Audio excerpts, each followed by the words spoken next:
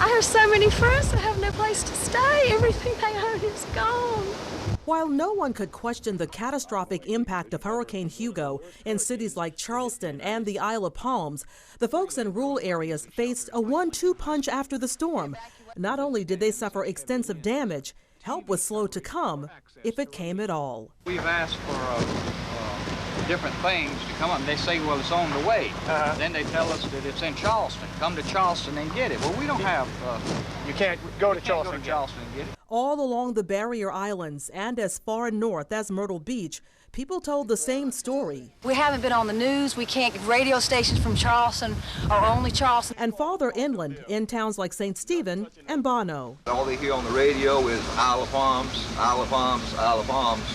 And they don't get no relief. In smaller, less populated towns and communities, low-income families lost everything, often with no insurance to repair or replace their homes. Did you have any insurance? I didn't have nothing. I just worked long enough to pay for it, and this happened. That's my luck. It's ruined me. As little as these people had, they've got nothing now. And when looters set in, few local law enforcement agencies had enough officers to drive them out. We have people who are sleeping at night by the doors with pistols and guns that are scared to death because all we have is full-man police department, and it's not enough. Hugo made landfall in the small Charleston County fishing village of McClellanville with a 17-foot tidal surge and decimated not only people's homes, but their livelihoods too. The crab and shrimp industry is just completely gone. Trawling boats lay strewn across the land. Oaks toppled, homes flattened, but the spirit of the people unyielding. The damage is done. We're still living. Yeah. And that's what we're thankful for. The man who was the leader of McClellanville during Hugo is still the mayor of this fishing village today. I take a walk down memory lane with Mayor Rutledge Leland III for a look back at Hugo and how his town has rebounded 30 years later. 30 years after Hugo, Mayor Rutledge Leland says McClellanville is thriving. We've got all the businesses going again. We didn't really lose many people. A couple of families said, you know, we think we'd rather live somewhere else. But all the local people that were living here then got rebuilt, and they're back here. We're actually experiencing a little bit of a building boom now. He's been mayor of the fishing village town for more than 40 years now. Went right the length of the creek and tore down several other docks. But walking along this dock 30 years ago, on the day after Hurricane Hugo, would have been impossible. Hugo had destroyed it, as it did much of the town. We just had a real mess when we woke up the next morning. All we could see was downed trees and limbs and boats upside down all over the place, and houses, and some of the houses actually were gone, but most of the houses were still standing but had been flooded. Leland says Hugo's 15-foot storm surge decimated the town. At this point, we're standing in front of his seafood business along the waterfront. This picture shows where a 68-foot trawler landed right where we're standing.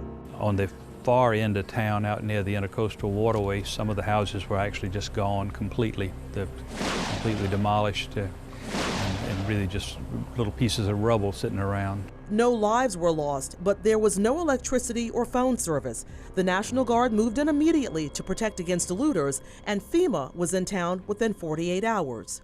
We had volunteers coming in to bring food and that sort of thing, probably within 48 hours, maybe a little longer, depended on exactly where you were. We had a caravan of trucks come down from New Jersey with water and ice and food of every imaginable kind, clothing. They were really amazing. But even as help arrived, there was still a very long road to recovery. And we had electricity probably available within about 30 days, but people really weren't able to use it at first because all the houses had been underwater and had to be rewired before and electricians were obviously stressed to a breaking point. Slowly but surely, things did get better and back to normal. And if the town is ever hit again by another storm as powerful and in the same manner as Hugo, people are better prepared for it. Of course, we have a lot more FEMA regulation as a result of Hugo. We have to build our houses 15 to 16 feet in the air. Homes also must have impact-resistant windows and meet other federal requirements. It's expensive. It's brought the cost of a house up, no doubt about that. But we found out why you do it. Lincoln High was the designated safe place for McClellanville residents the night of Hugo. But it turned out to be just the opposite. The people who spent the night here thought they were going to die. Marie Facine was a girl when Hugo roared into town. Everyone but her dad decided to head to Lincoln High that Thursday evening. I was only 10 years old, so it was kind of a fun day, you know, almost like a sleepover, you know, everybody with pillows and blankets. Marie and her family were assigned to the band room located at the back of the school. They headed that way around 8:30. We could hear the wind outside. Occasionally the door and the windows would rattle. But again, we were just playing games and having fun, almost like a sleepover. Around 12:30 that night, everyone started to settle down and go to sleep. But about 30 minutes later, water started seeping under the door. At first, it started coming in very slow.